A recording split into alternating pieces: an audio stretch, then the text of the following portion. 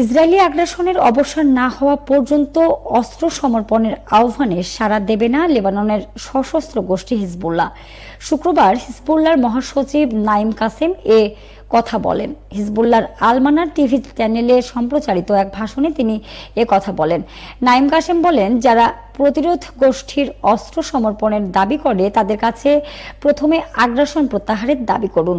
দখলদারিত্বের সমালোচনা না করে কেবল যারা প্রতিরোধ করে তাদের অস্ত্র ত্যাগ করার দাবি করা অযৌক্তিক। তিনি বলেন, যারা আত্মসমর্পণের প্রস্তাব গ্রহণ করে তাদের সেই সিদ্ধান্তের পরিণতি ভোগ করতে হবে, তবে আমরা কখনোই তা গ্রহণ করব না। কাসেম আরো বলেন, মাতৃভূমি রক্ষার জন্য কারো অনুমতির প্রয়োজন হয় না, বরং যখন প্রতিরক্ষার জন্য একটি গুরুতর এবং কার্যকর বিকল্প প্রস্তাব করা হয় তখন আমরা সমস্ত বিবরণ নিয়ে আলোচনা করতে প্রস্তুত। এর আগে গত 19 জুন বৈরুত সফরকালে সিরিয়ায় নিযুক্ত মার্কিন প্রেসিডেন্টের দূত থমাস ব্যারাক লেবাননের কর্মকর্তাদের কাছে পেশ করা একটি প্রস্তাবের খসড়া প্রতিক্রিয়া পাঠানোর প্রস্তুতি নিচ্ছে লেবানন। বুধবার লেবাননের একজন কর্মকর্তা আনাদোলুকে বলেন, ব্যারাকের প্রস্তাবটি তিনটি প্রধান বিষয়কে ঘিরে আবর্তিত হয়েছে। প্রথমটি হলো লেবাননের রাষ্ট্র কর্তৃক অস্ত্রের একচেটিয়া অধিকার।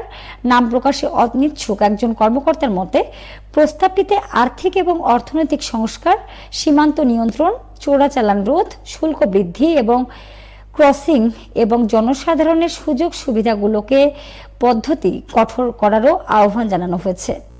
বিশ্বমানের ল্যাপারস্কোপি প্রযুক্তি নিয়ে রাজশাহীতে চালু হয়েছে এলিট কেয়ার হাসপাতাল অ্যান্ড ট্রেনিং ইনস্টিটিউট। এখানে দক্ষ ও অভিজ্ঞ চিকিৎসক দ্বারা সব ধরনের অপারেশন করা হয়। আমাদের আছে মানসম্মত অপারেশন থিয়েটার, এসি কেবিন ও সাধারণ ওয়ার্ড। বিশ্বমানের ল্যাপারস্কোপি প্রযুক্তি নিয়ে আমরা আছি আপনাদের সাথে। যোগাযোগ টিবি পুকুর মোড়, লক্ষ্মীপুর, জিপিওর উত্তরে, রাজশাহী।